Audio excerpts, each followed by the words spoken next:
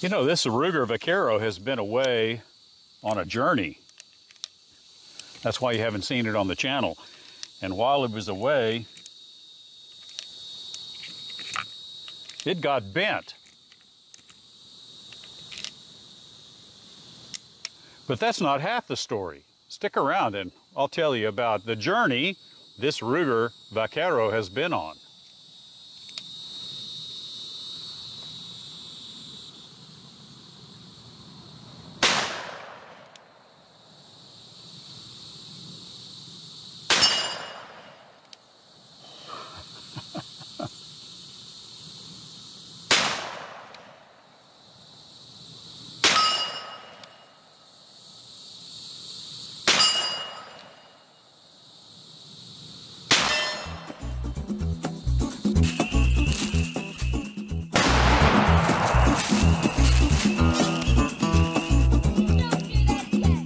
Hi, George here, and welcome to Tales from Target Suite, where I'll share my perspective on guns and shooting, and we'll have an adventure or two that will make even a grown man smile.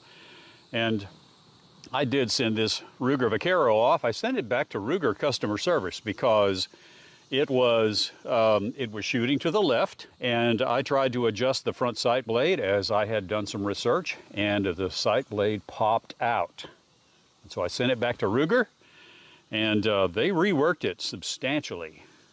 And I'll tell you more about that here in a minute. But right now, let's shoot it a little bit more. And by the way, we are using, for the first time on this channel, we are using 44 special ammo.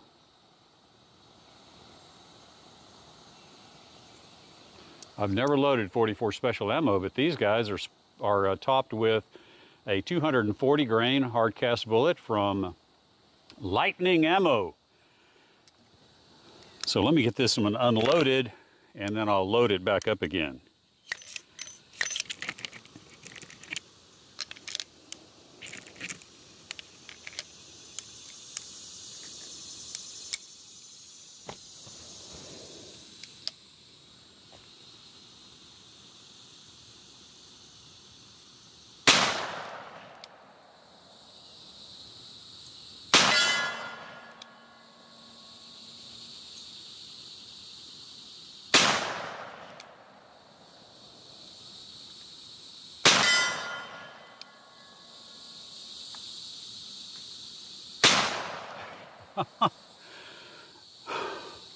There's a story behind this.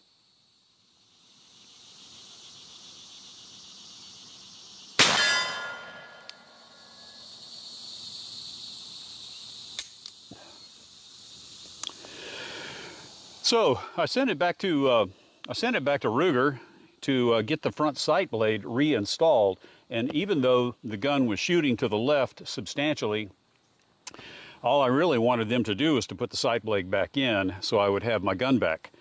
And I got a call from customer service, and the gentleman, a really nice guy, he told me that the slot that the front sight blade was originally cut was not cut properly, and that's why when I tried to adjust the front sight a little bit, it popped out. And so he said the only way to really fix it would be to put a new barrel on this Vaquero. So we talked about that a little bit. I was satisfied, and that's what he did. And when I got the gun back, wow, not only did it have a new front sight that was bent, but it also had been completely polished all over again. And take a look at this shine.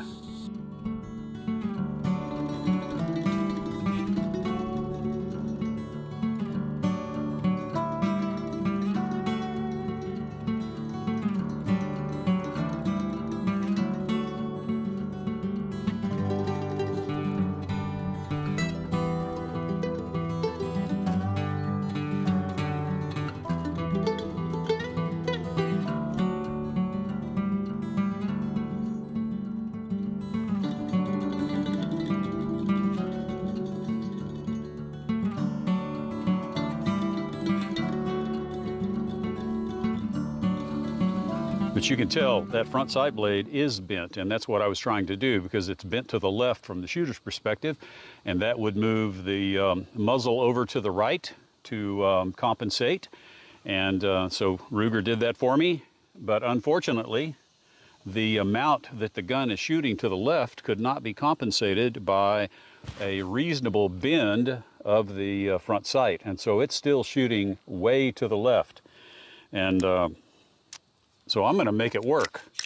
And how do I make it work? I shoot to the right. And by the way, I like these 44 special loads. They're not super light, and they do pack a little bit of a punch. In fact, I did a little chronograph work earlier with the lab radar. Let me show you that footage right now, and you'll be able to see a comparison between these 44 special loads. Did I say 44 Magnum earlier? We're going to compare with the chronograph the 44 special loads with these 44 Magnum loads, because if you didn't know, the chamber size is the same for both of those. So you can shoot a 44 Magnum or a 44 special in this gun. And eventually we're going to break out the 1892, and we're going to shoot some 44 special loads in it as well. And the only thing I would say is, and let me load it up again. In fact, let me shoot some, let me shoot some more of these. The only thing I would say is that when you shoot a shorter cartridge than a, in fact, let me show you here.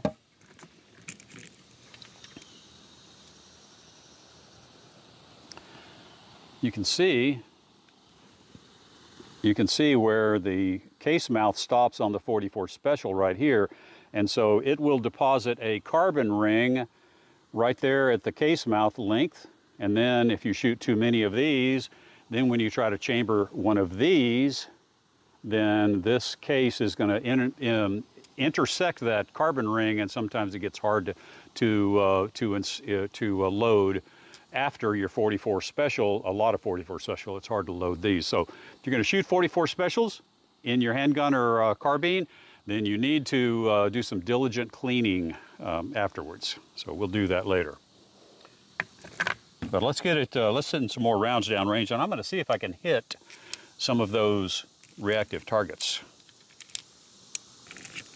And speaking of reactive targets,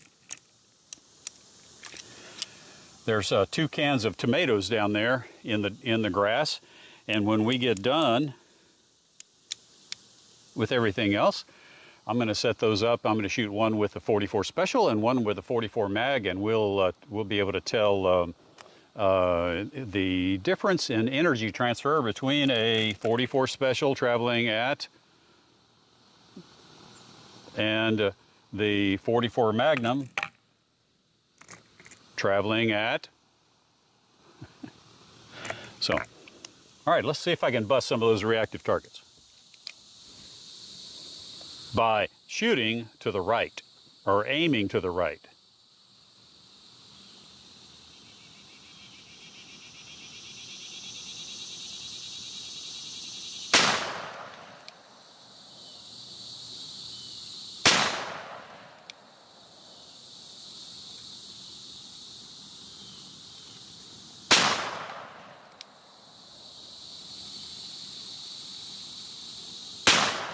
Oh goodness, this is terrible. It really goes against your it really goes against your basic nature to aim to miss.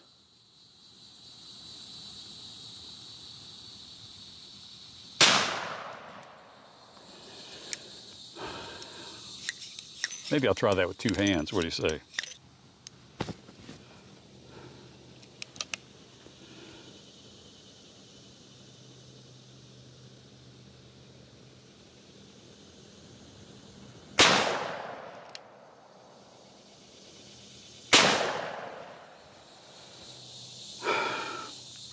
Okay, that can's at about 10 yards, and I'm having to aim about this far to the left.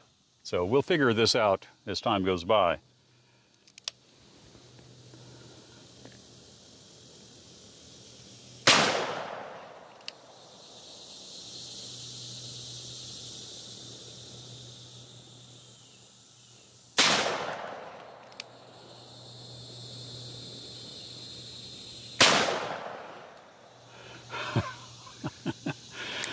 Oh goodness. I only loaded 5 that time. So yeah, the question is, what do you do with a gun like this? It's already been rebarreled by Ruger, and they did a great job of polishing it up for me. They did the best they could. I mean, I can bend that front sight some more, but it would be really, really bent at that point. So I'm not really sure what we're going to do, but right now I'm just going to keep shooting it and get accustomed to shooting off to the right. But if you've missed the first few videos with the Ruger Single 6, this one is a new model, which means it has a transfer bar right here. You see it pop up. There's a transfer bar right there, and that actually lays over top of the firing pin, and that is what engages the firing pin when the hammer falls. So it is a new model, but this one is an old model in that it is a larger frame Ruger Vaquero. So if you haven't seen the previous videos on this, then it is larger than the current Vaquero models that Ruger is making. All right, let's shoot some 44 mags real quick.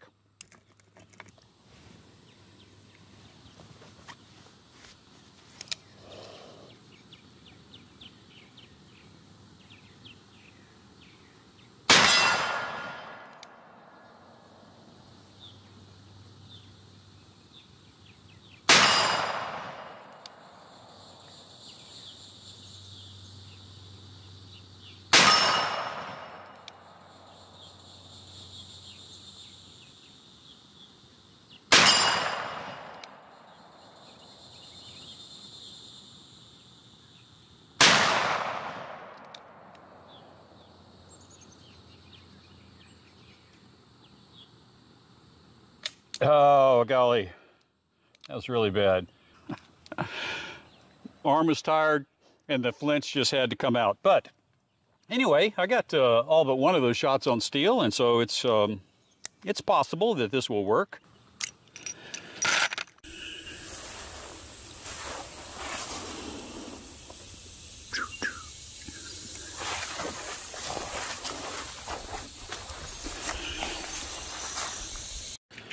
Okay, here we go. We're going to try to use that axe to split the bullet, splatter the bullet, and see what it does with those 2 cans of Diet Mountain Dew.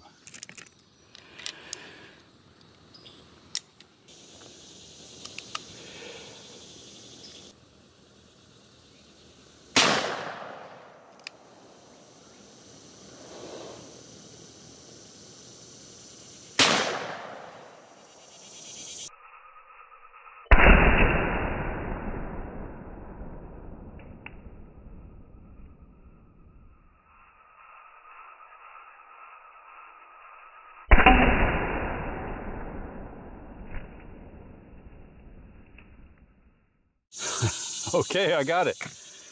All right, let's set up those two. Cans of canned tomatoes, and compare the 44 Special with the 44 Magnum. Okay, we're going to do this 1 can at a time, and I've got a can of Diet Mountain Dew sitting on top of the can of tomatoes.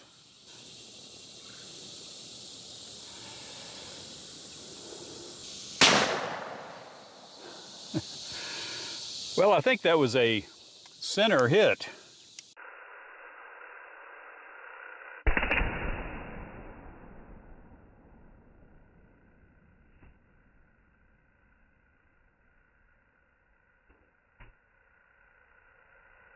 But now let's try the 44 Magnum.